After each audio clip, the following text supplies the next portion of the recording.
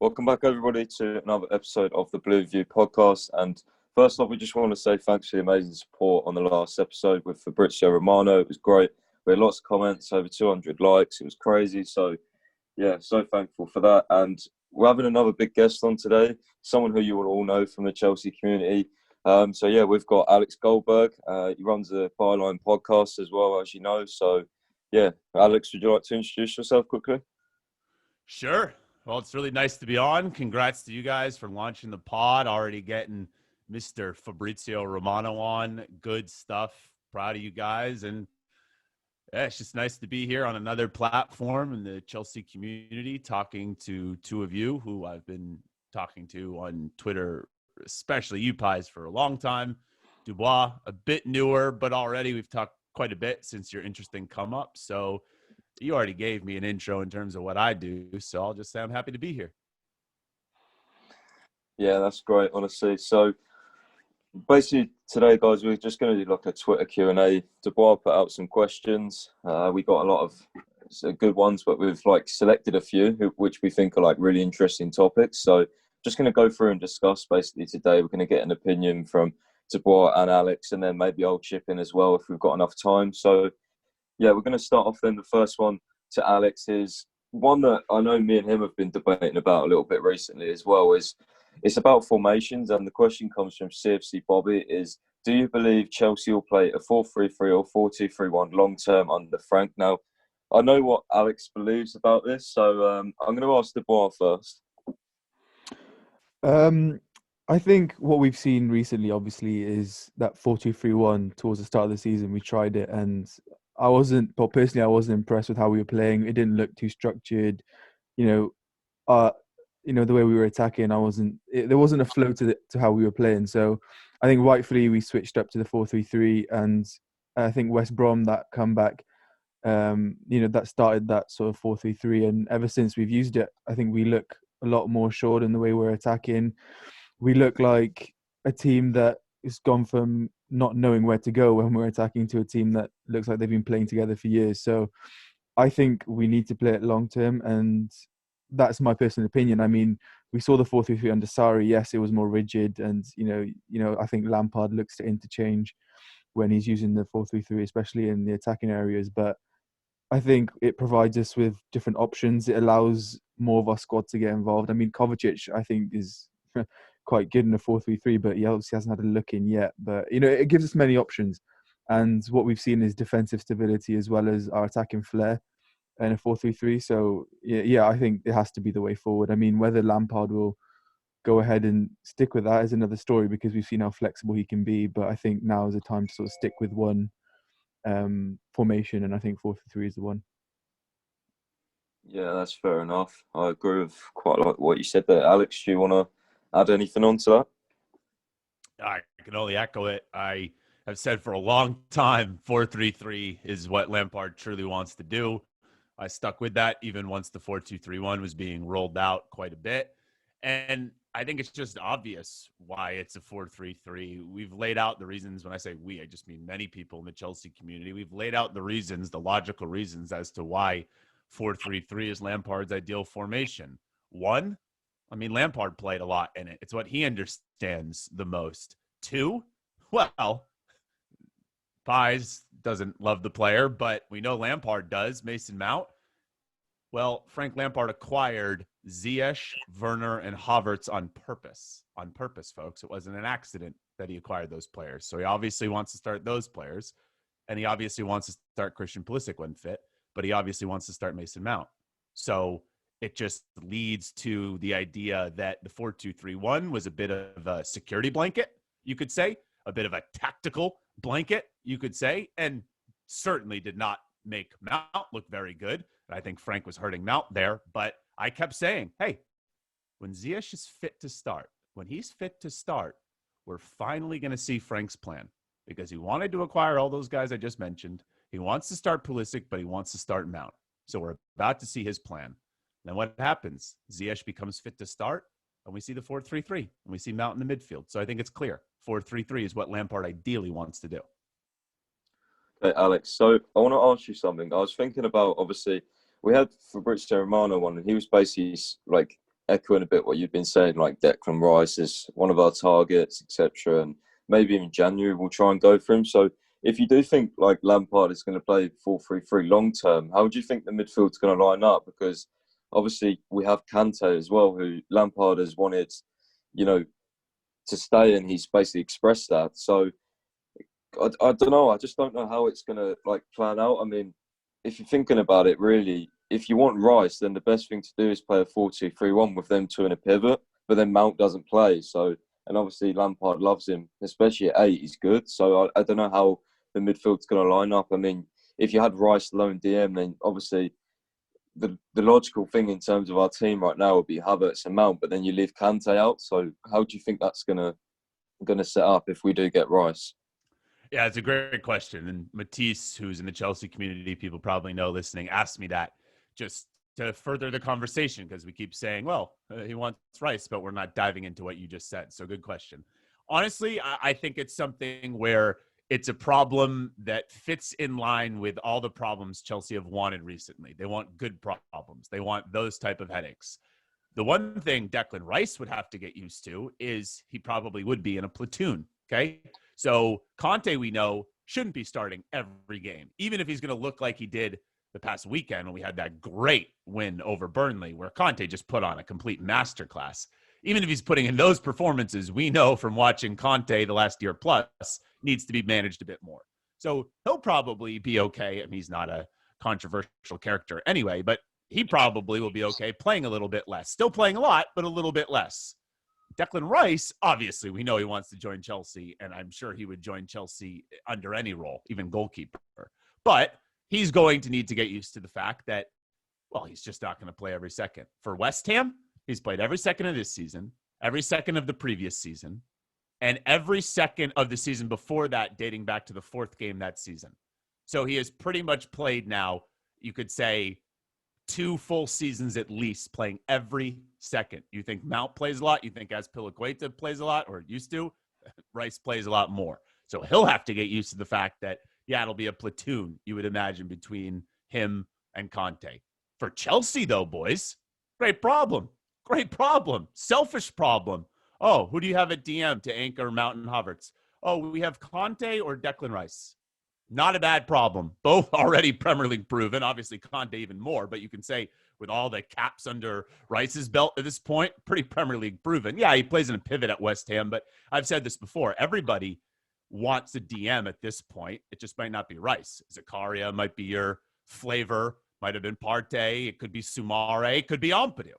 But especially the guys I mentioned that aren't Ampadu, well, they're also playing with a partner. So for Frank, it's more about the traits. Do they have the traits? So I think it would be the smart way to do it with Declan Rice is to not just throw him in, game out as the lone DM. It would really probably help him to have him platooning with Conte. And then, of course, you then ask yourself further about Jorginho would assumingly be out the door if Rice was in. But what about Gilmore? All right, Gilmore has that 6 and that 8 ability. Kovacic, once again, could be a square peg in a round hole. I won't talk too much about Kova because maybe he comes up in the questions. But specifically on your question, Pies, of Conte, Rice, how does that work? Well, it becomes a great problem for Chelsea, but maybe someone like Rice and to an extent Conte need to understand we're in a little bit of a platoon here is the best way I can say it. Yeah, honestly, my head hurts like thinking about all the midfield options for us. Honestly, like it's crazy. It's actually, as you said, like it's like a really good problem. So I'm looking forward to see how the midfield pans out over the next foreseeable future, however long. Yeah, so really good answer there, Alex. So Dubois, would you like to move on to the next question we've got from our listeners? Yeah, so this one, it comes from Football Lou, and this is a topic which I think, many Chelsea fans have had a say on, especially over the last couple of weeks. And it's on Callum Hudson-Odoi. Now, the question is, I guess, a general question on the treatment of Callum Hudson-Odoi and your thoughts on it. So I guess we'll start with Alex and then obviously Pice after that. Yeah, it was a loaded question. So I'm going to try and keep it a bit more current, like super, super current. So right now, I want Callum to play as much as possible. However, I find if we're really getting upset about Callum not starting consistently, then I think we're contradicting other things we're asking for, because we're asking for Frank to build an identity, have continuity, settle on more or less an 11, which of course then builds the identity. But then if we're asking for, and I'll say Callum here, but also Giroud and Kova, if we're asking for all these other players to start, well, then some of our requests are going against each other. Some of them are contradicting each other. Now, with that said, I still think Callum should have been getting those minutes on the wing when it was a 4-2-3-1, but hindsight's 2020. Obviously, Lampard was going with a super defensive, cautious approach. So it is what it is. Now, the switch to the 4-3-3 theoretically makes things a bit easier for Callum, because now you see Mount is in the midfield. So at least Mount won't be starting on the wing over Callum in this formation. But you're seeing that Timo, even as a left winger, is currently ahead of Callum. We know Pulisic would be ahead of Callum. And Ziyech is on the right wing, but Callum can play there. So he's ahead of Callum. So Callum is still kind of fourth string in a 4-3-3 on the wing. My hope is that this is Frank right now. You know, he went with that same front three on Wednesday, where some people were like, now you got to rest Timo. He's got to get a rest. But I think Frank, besides the fact that Frank really rates Timo's endurance and his durability, I think Frank is now doing with the attacking group what he was trying to do with the defensive group. Oh, now I need to build cohesion. Now I need to build continuity.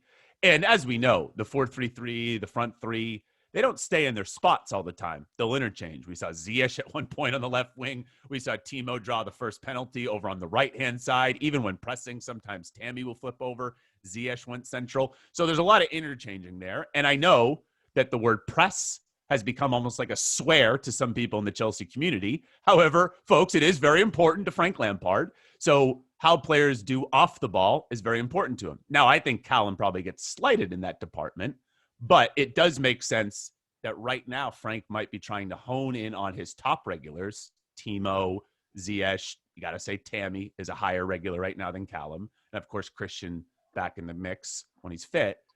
I think he's honing in on those guys. My hope, though, boys, to kind of answer the original question is once he's a bit more settled, once those players have a bit more time under their belt together, well, then Frank starts finding the pockets for Callum, and hopefully the pockets for Callum are also starts for Callum. So overall, I was saying for a while it was a sad situation because it just felt like, hey, maybe Callum could get a chance, and then he's doing something small that's taking him out of the run. When I say small, it's not like scandal stuff. It just might be small professional things along the route, but then he cleans that up, and all of a sudden players are fit again, so he doesn't have that chance anyway. So I think he's created a little of his bad luck, but also some of his bad luck has just been bad luck. You do have to remember he's 19. I think I need to just add this in before I end my answer. If we had just heard of him and we looked at his talent and his age, we'd be like, oh, wow, 19, loads of talent. Any game time he gets is huge. But because we know his story, because we actually had expectations last season for him to become a prominent player immediately for the club, and because his story has baggage, I'm not saying his situation does right now, but there's so much already to his story. Well, we look at it like he's failing now, or we're failing him if he's not playing a lot. But in retrospect, as long as Frank finds appropriate times to get him in, and 3 minutes here, 3 minutes there won't cut it, but 25 to 30 minutes at least, you would hope at least weekly, well, hopefully that allows Callum to then do what Kova needs to do what Giroud needs to do, grab the bull by the horns and force Frank's hand. But Callum, there's even more investment there because he's younger, and they've invested a lot more in Callum than those other two players. So I'm indifferent right now on how I feel about it because I'm not asking for him to start. I still would just like him to play a bit more. But I get why Frank right now is honing in on an attacking group because he's trying to establish what we've been asking him to establish: continuity, identity, etc. So it's a loaded question, as you can tell.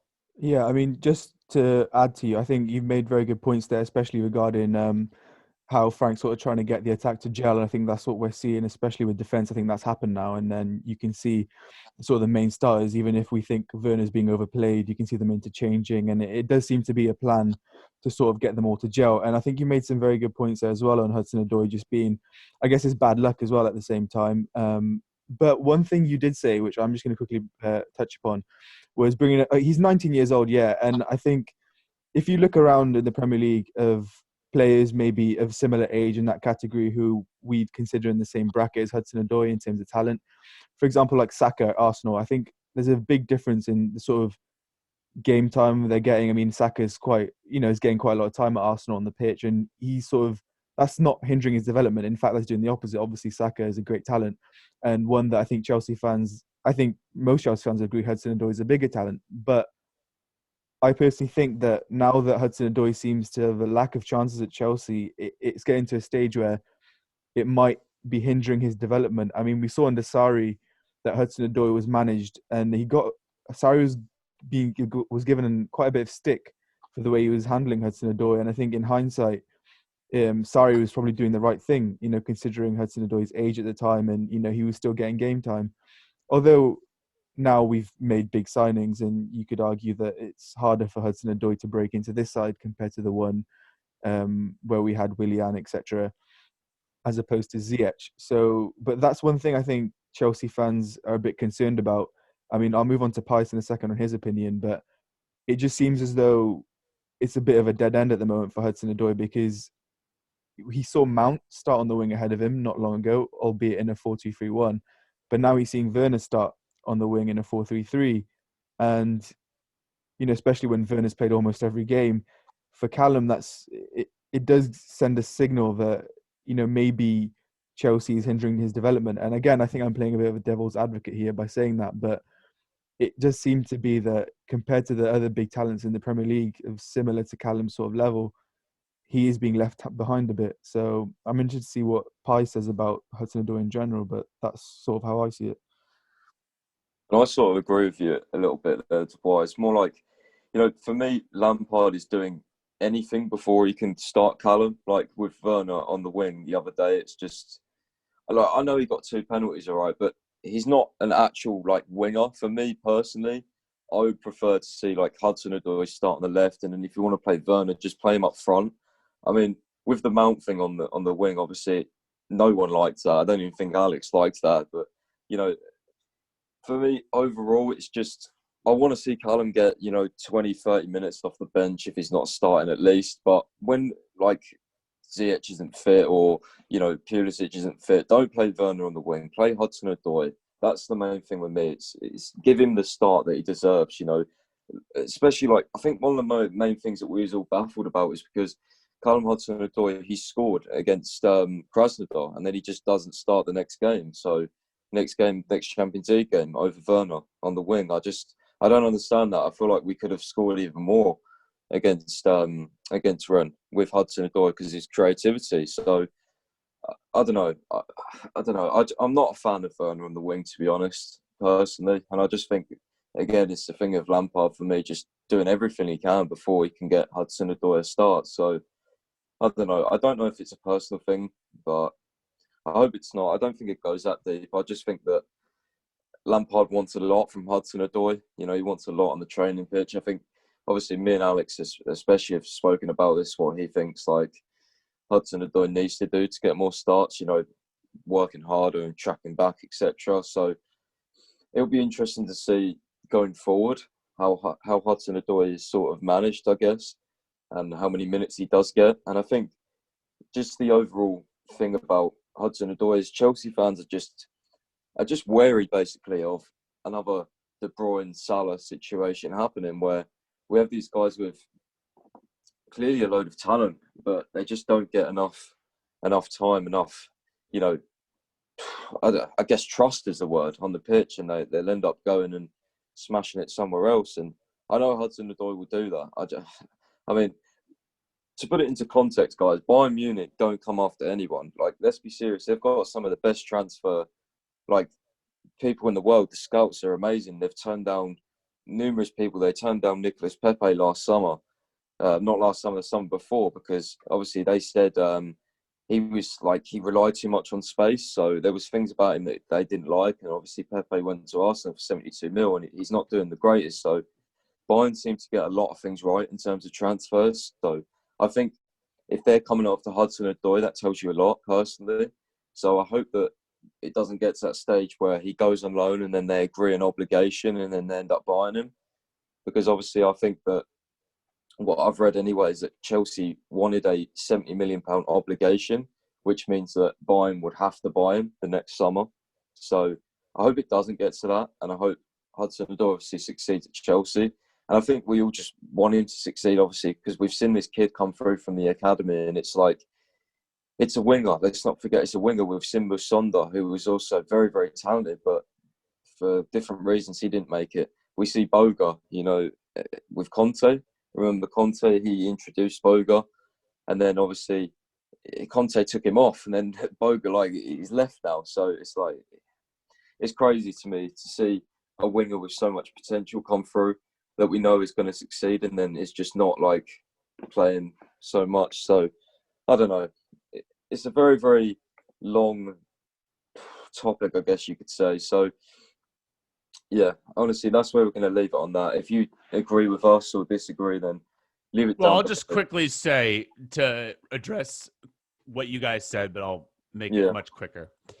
Werner on the wing, technically, he's out of position whether he plays left wing or pure striker because he's a hybrid. He's somewhere in between. But having Werner on the wing for Frank is two things. He's a goal scorer. So Callum has the potential to score goals, but Werner's a proven goal scorer. So Frank right away, besides the fact that he's going to give Timo a certain amount of starts, fans needs to remember that when you sign a player like Timo, even the club's saying, hey, he needs to start a certain amount of games. And obviously Frank's going to do that anyway. But when you have a defense that you can now trust for clean sheets, hopefully, well, make sure you have some goal scorers out there. So when you put Timo and Tammy out there and a creator like Ziyech, well, you really should be able to get at least a few goals. But it's the off-ball thing once again. Timo Werner needs credit. I thought he was really good the other night against Rennes pressing. Once again, he scored his goals through pens, but when he closes down on a player, holy hell, it's quick, as we know, Turbo Timo, but he really does his job there. I think number 1 and 2 for Frank pressing-wise are Mount and Ziyech. Ziyech is great at it as well, but I think Timo's not too far after. So with Callum, you talked about the whole training thing. No, I don't think he's dogging it in training right now. I've heard he's doing quite well in training overall. I just still think it's more of a trust thing that when Frank puts him out there, he's not going to be as glued in or just knowledgeable as to what he should be doing than Timo instinctively, than Ziyech instinctively, than Tammy instinctively, then of course Mount instinctively. So I think it's something that can perfectly be described as an uphill battle for Callum. I share your sentiment, Pies, about I really don't want it to turn into a KDB situation. And I fear that it could if we don't give him enough playing time because, like you, I believe in his talent. So you say we should learn a lot from Bayern wanting him. We should learn a lot just from our own eyes watching him in that sorry season whenever we've seen Callum. He's obviously insanely gifted. But I just kind of bring it back to it's been a lot of bad luck. I'm not going to repeat what I said about he's created some on his own. But also it's been bad luck with injuries too, where Frank may have had much bigger plans for Callum than we ever realized, especially when he took over. But at that time, Callum had the Achilles, so okay. But how about the fact that once Callum came back from injury, Callum started getting in a good amount of games, whether it was starts or important bench appearances. And then he hit a bit of a rut himself. It was clear mentally he just wasn't there after the injury. And then when he still could have been used a lot more, he got the hamstring injury. And then lockdown happens, and he certainly has one moment where publicly he didn't put himself in the best light. Forget the serious allegation that wasn't true, but still, they weren't thrilled by that. And it's just kind of been a whole sequence of bad timing. And by the way, let's date it back to the sorry season. We don't know. Maybe Callum would have played a lot more between then and the end of the season because Sarri was finally playing him more, but then he gets the injury. So there are so many things we just won't know about how the story could have gone for Callum.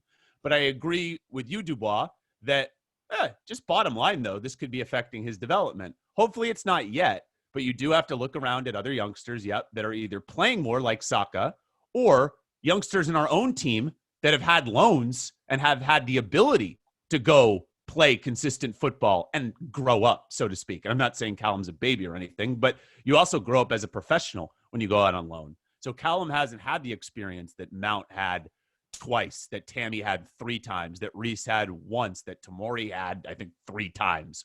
So he's missing in that department. So there are just so many factors that are kind of working against Callum a little bit. But I will kind of wrap it up by saying what I said originally when I was asked this question. I don't think it's done yet. I don't think we can just say, nope, it won't work out for Callum here, because let's see what happens when Frank establishes continuity with the top group. Let's see if then he figures out ways to get Callum in. And whether that's because he wants to get Callum in or he finally wants to start resting players a bit more once we're in the middle of the season, I don't really care what the reason is, as long as Callum does get a little bit more involved so he can force Frank's hand. Yeah, that's fair enough. And I think, as Alex said, it's early in the season, guys. So it's just, it's just a waiting game, really, in terms of Hudson-Odoi's situation, personal situation at Chelsea. So I think we're just going to have to play it by ear, see what happens, see what Frank's plan is, because we're not the manager. We don't know what's inside his head. I know we all think we do, especially me sometimes. But, we're just going to have to see what happens and see what his plans are. And hopefully it's a good plan for Hudson-Odoi. Hopefully he gets more minutes and continues to shine for Chelsea, because we know he can, obviously. So that's going to wrap the Hudson-Odoi topic up. So, yeah, the next sort of topic is going to be about signings, Alex. So we're going to ask you first. It is coming from CFC_RK, and the question is, who will be our most influential signing this season? So I'm guessing that's basically who will turn out to be our most influential signing this season. So, Alex, who do you think? That's such an impossible question. Influential. Well, right now, I still think you have to give it to Mendy. And that's not just because of how great he's playing, but if it's like a tiebreaker all across the board, especially the defensive ones, then you just give it to the person who replaced the most extreme thing. And we know that's Mendy replacing who was in there before him. But of course, influential. Thiago Silva is really influential. Just having him back there, I think, takes the blood pressure down of like everybody around him. So that's pretty influential. Chilwell is just like he's been here the whole time. It's crazy. Timo is now scoring goals, but we know Ziyech, when he has the ball, is so influential, and so many others. And then Kai Havertz is really the one with the greatest potential and still just so damn good when he's out there. Man, by the end of the season, let's say, who will be the most influential? I'm now down to Timo or Mendy, weirdly enough, just because I think Timo is going to score a crap load of goals by season's end. So you would have to say a nice goal tally would be pretty damn influential. And by the way, he is drawing these pens, so I can't stand when people are like, oh, he's just scoring pens. Yeah, but he's freaking drawing them, and they're good pens. And I'm sure now, as a fan base, we sound a little hypocritical when we make fun of Bruno, but there is a skill to drawing pens as well. And Alex, also, just to cut you off, it's like the only people who say like with the penalty things have a problem is Manchester United fans. So right, if any Manchester United fans are listening to this, then just know that it's just a bit of banter. There's nothing wrong with Bruno or Timo scoring penalties. A goal's a goal, but the differences between them two is Timo's actually winning them for us. So yeah, I just thought I'd add that in. Alex, continue if you want. No, you're totally right. It definitely is coming from United fans. All right, you can't answer the question perfectly. I'll say Mendy because I'm now just so in love with the guy, and I think I can also spin that he's really influential besides his own isolated performances, because it's very clear his defense trusts him. So I think that's pretty influential. So I'll say Mendy. Yeah, fair enough. I think for me personally, it's down to, I think it's down to Ziyech. I think it's Silva. I think it's Mendy. I think it's going to be those three by the end of the season.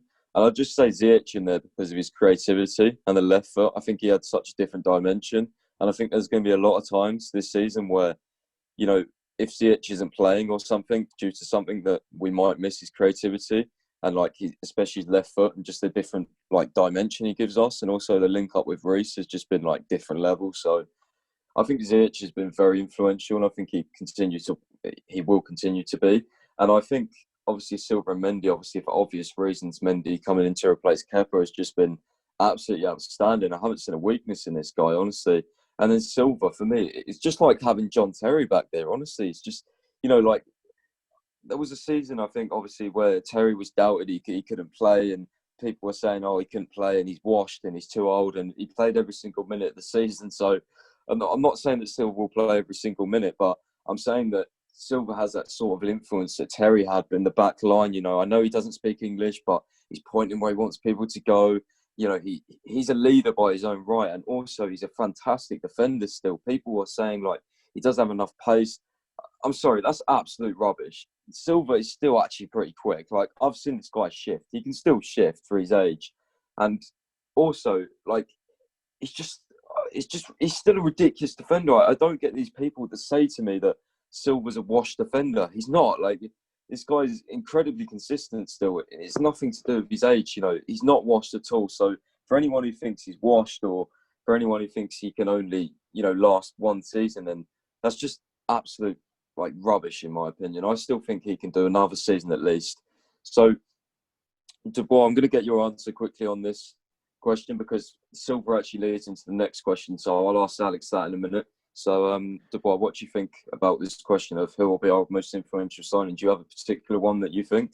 Yeah, I mean, I agree mostly with you two, what you've said about Silva and Mendy. They'd definitely be in my top three. I think Silva, again, Pice, like you alluded to, his age is literally not a factor at all. I mean, the performances he's putting in, one would think he's in his prime the way he's playing if you didn't know his age. He's someone that's brought a complete calmness into our defence. I mean, even with Zuma next to him, I think those two as a pair, they just complement each other. And I think Silva, with his experience, everything he has about him, his aura has just, made our defence look completely different compared to what we've had, say, last season or under Sarri, where we always looked fragile. I think Silva's influence, is going to be a massive part of the season, and we're already seeing that early stages, so it's positive signs. And then Mendy, again, Kepa was going through a hard time, dropped. We needed someone to come in, and credit to Czech and all those who scouted Mendy, because he's come in and he's looked completely assured. He's breeding confidence in our defence. Every time we're defending, it doesn't seem like we're going to concede every time now, like it had before. I think Mendy's got a big part to play in that. His stature, seems confident. His distribution's a lot better than I thought it would be. And I think he's just going to get better. I mean, yes, he's 28, but for goalkeepers, that's still a pretty young age. So, there's every chance he will not just be influential just for this season, but for many seasons after this. So I think you guys summed it up quite well there. But the last one, which I don't think we've mentioned, is Chilwell. Now, Chilwell was someone that I personally wasn't the greatest fan of before we signed him. I was vocal about that on Twitter as well. I just didn't believe he would be a massive upgrade on what we have already. But, credit to him. I think he will be, in my opinion, I'm going to go, it's a close one between Mendy and Chilwell, but I'm going to put Chilwell up there because he's proved, not only has he proved me wrong, but he's come in and transformed that left-hand side for us, where Alonso and Sarri, I mean, when we saw him play left back, at times, every time, there was an attack down that right-hand side, it was causing trouble. And now we've got Chilwell there. We look so assured, and now we don't look imbalanced. And I think that's a big thing that Chilwell's done. He's come in, not only defensively improved that left-hand side, but also attacking-wise, we've seen his crosses, he's creating chances, and his cohesion, not just on the pitch, but off it. So I think Chilwell has definitely had a massive influence, and, credit to him. He's not only proved me wrong, but many in our fan base. And, I hope it continues. So I think those three for me. But, again, I could go with any of the attackers, but I guess they speak for themselves. But in my opinion, I think the defence is the one we needed the biggest strengthening in, and the influence those have brought, I think, has been crucial. Yeah, that's fair enough. And also, guys, remember this question in particular is down to personal opinion. So leave your opinion down below. Who do you think will be the most influential signing this season? And who do you think is the best influential, or who do you think is the influential signing so far? So, guys, we're going to move on to the next question. And it sort of leads into the last question about what we've just discussed about Thiago Silva. And it's something that I said, actually, I already basically answered this question. So I'm going to ask Alex first. And the first part of the question, there's two parts to this. It's almost like two questions, basically. So, Alex, the first part of the question is Silva a one-season punt? And in terms of Lampard, is a trophy non-negotiable by the end of this season? So I think the trophies we can win are FA Cup and Champions League. I'll answer the first part. Silva, kind of a one-off. I just don't think anybody knows. I think right now, I totally echo what you said, Pies, about he clearly has a lot left in the tank. And if you weren't knowledgeable about the fact he's 36, I don't think you'd ask much. I think you just look at him and be like, damn, that's a good defender. And yeah, he can still get up and down. Obviously, Zuma can get up and down a bit quicker, but he can still definitely get back quick enough. He can still jump in the air. What really impresses me about Thiago Silva is in the 80th minute, the 90th minute, when teams are just now settling to put balls in over the top because they can't figure out another way to score against Chelsea, they're trying to float balls over the top to their striker, try and getting it over Thiago Silva, and he's still jumping. He's still getting to it. So his legs still have it. Now, I've been very consistent lately in saying that when we can put him in bubble wrap and not play him, let's do that. And I think Frank certainly echoes that, seeing as he didn't even travel for the first Champions League game. Well, the second one, actually, against Krasnodar. So we know Frank agrees with that. But yeah, it could be another season for Thiago. I just don't think we know yet. But if he keeps playing like this, please, another season for him. And then on the second part, non-negotiable Frank winning a trophy. If by non-negotiable you mean if he doesn't win a trophy, he's out. That's just way too cut and dry. That's way too black and white to say. I always say, and maybe this answers the question, when someone says when a team is going poorly, because I had this question in my own podcast a few weeks ago when things were much more down with Chelsea. Someone said, like, hey, if they lose on Saturday, is Frank out? And I said, well, he's not going to be out. But if you're asking me what I think, or just objectively what someone should think, how the heck do I know? You got to see the temperature of the game, right? Because you could have a 4-0 loss. That's still pretty bad, but a 4-0 loss. And maybe 2 of the goals were horrible refereeing decisions. 2 of them were really unlucky, and you played great and hit the post like 5 times. But you could have a 1-0 loss where you played absolutely horrible football. Cough, cough. Antonio Conte a couple seasons ago, where you played absolutely horrible football, and the fans find no positives from it. So that's about a specific game, and I always am really cautious to answer those questions about a manager's future. Hey, if they lose a game. But especially when you ask me if we don't win at least a trophy, is that kind of make or break for Frank? I just don't know, because what about if we're third, but we have a really high points total, and City and Liverpool also have a really high one? What about if we have the best goal differential, though, of the teams? Still, that might be hard to pull off, but we could have a great goal differential. What about if all of our new signings hit and some of our youngsters, but we were still third? What about if Frank proved to actually not be too blameless for the rest of the season, but we went far in the Champions League, went far in the FA Cup, went decently far in the Premier League, but just didn't get a trophy? See what I'm saying? It's just very hard to say right now that, yeah, if he doesn't get a trophy, that's kind of make or break for him. Now, the goal is certainly to get a trophy. You're out of the Carabao Cup, which is the one you would have celebrated the least. Still would have been nice to win. But an FA Cup, just like this past season, it still kills me we didn't beat Arsenal, but that could be your most realistic avenue. But you just never know with this team. A lot of talent. Let's see what happens in the Champions League. But to give the person a straight answer, no, I don't think it's non-negotiable to win a trophy. Like, I don't think it's based on that. It would be nice. But the season, yeah, the goal is to always win a trophy, and it's not a successful season if you don't. But it could still be more successful than maybe you're thinking right now listening if Frank doesn't win a trophy, because I need to see the temperature of the season. Yeah, exactly, guys. And I think with that specific question, I think it almost like relies on like where we are in the league in terms of the answer of that. Obviously, like, I don't think, like, say if Frank Lampard finishes third or second, we have like really high points, like Alex just said, and we don't win the FA Cup, or obviously we don't win the Champions League, which is not likely anyway, let's be honest, then I don't think it's like Lampard out, you know, he has to go. I think it just depends on like how the overall season is. Obviously, also big game results as well with this squad. I'm very, very interested to see how we do against big teams in the league, you know, your Man Cities, Liverpools, etc. So I'm very, very interested to see in that department whether we can actually beat them. Obviously, we did last season. We've done quite well in the big games. We beat Manchester City. So if we can continue that and obviously just play really, really well. I just want us to play really well.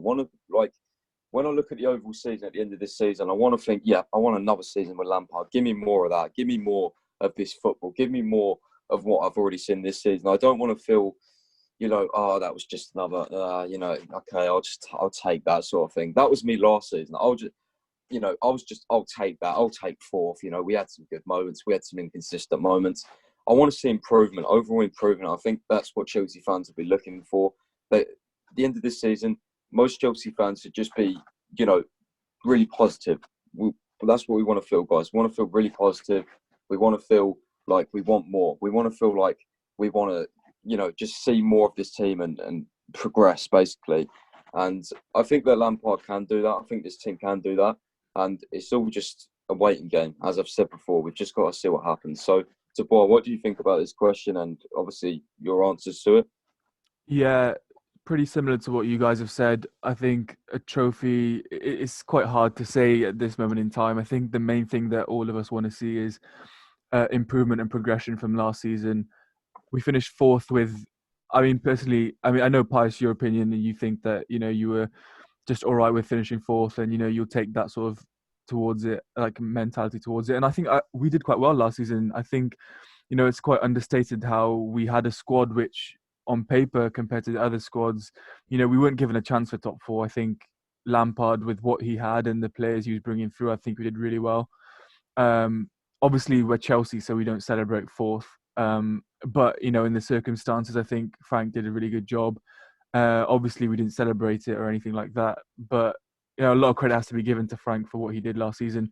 But this season, we brought in, obviously, many new players. And it's hard to expect them to gel and to win trophies straight away. That's probably why, we've heard like a 3-year plan or, in the media about Frank when he's talking to his new signings.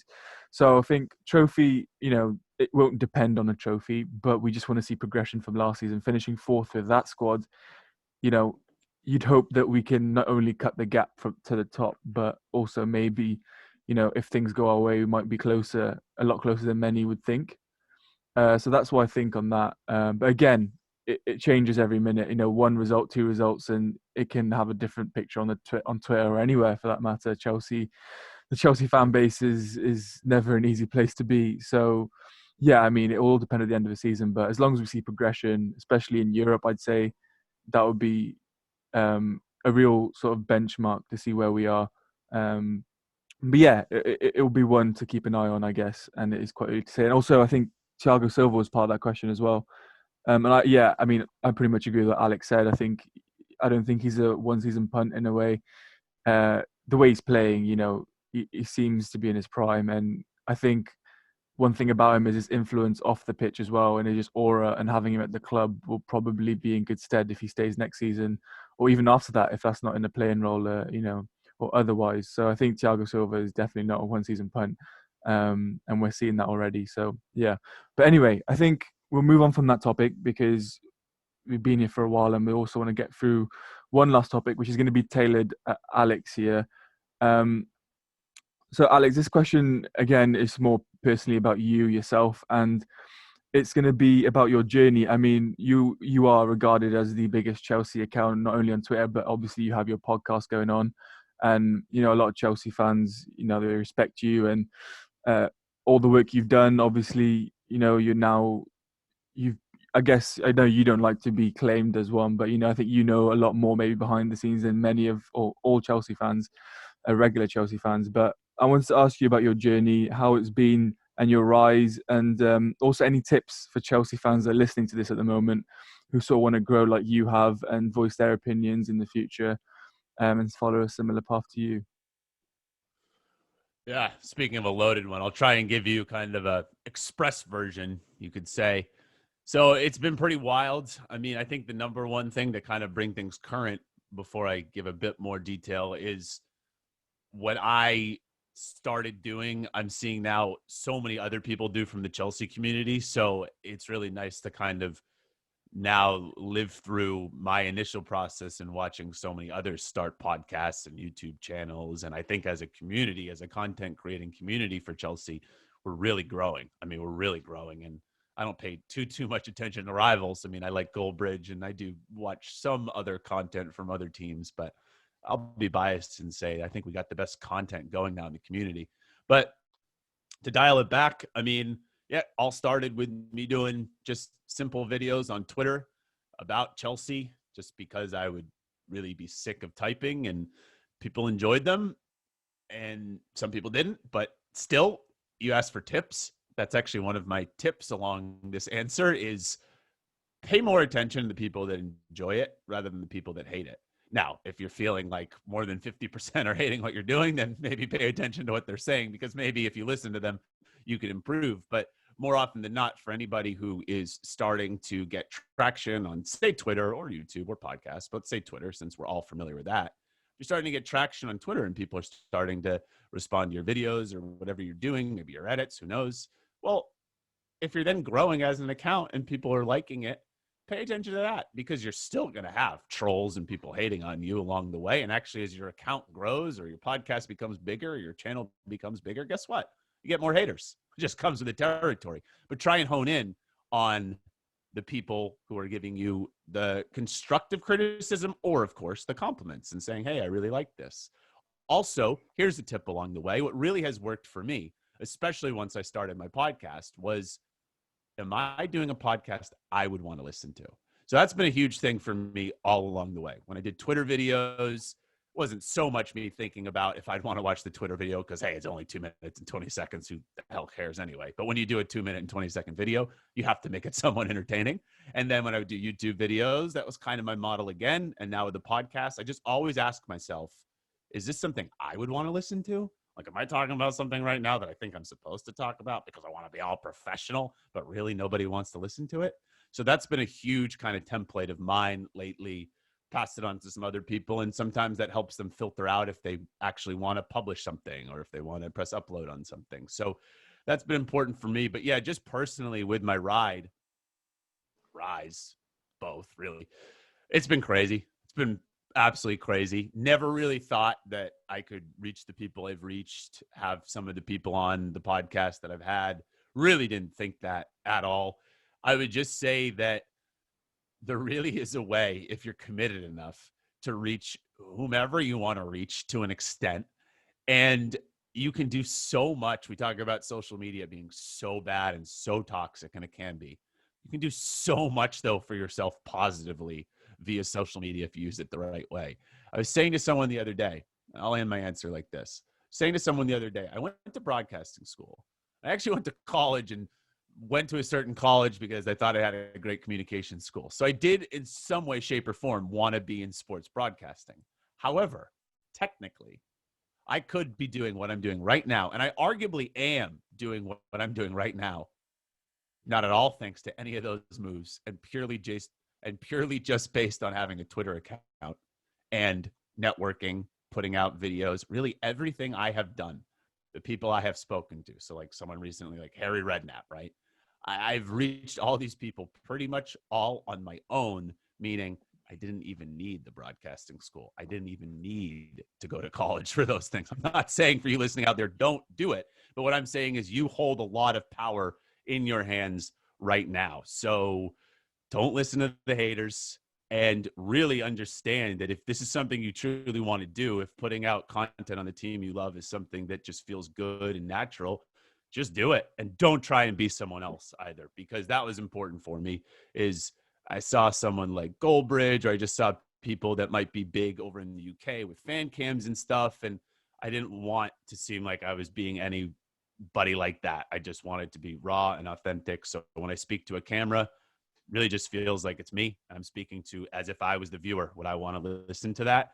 And that's really helped me all along the way. And now I'm at the point where I'm doing podcasts with people that I certainly have looked up to. And I'll be honest, maybe the first time you do it, you're like, oh my God, I'm talking to this person. So for instance, maybe like Demba Ba, when I had him on, I was like, oh my God, I'm talking to Demba Ba. What is going on?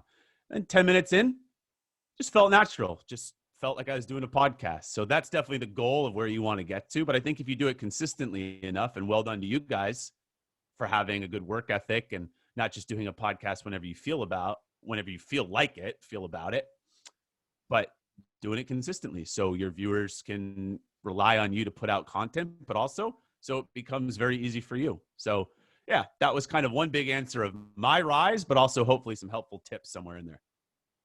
Honestly, that's a fantastic answer. You covered every angle, really.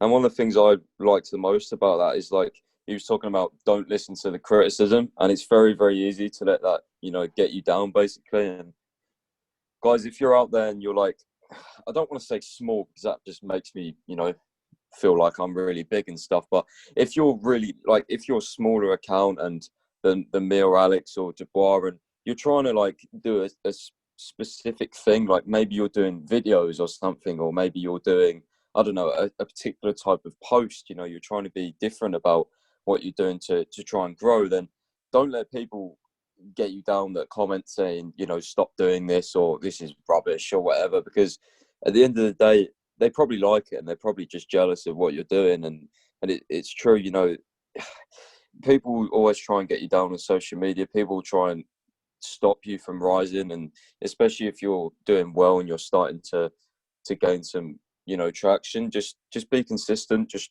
keep going, always block people if you need to.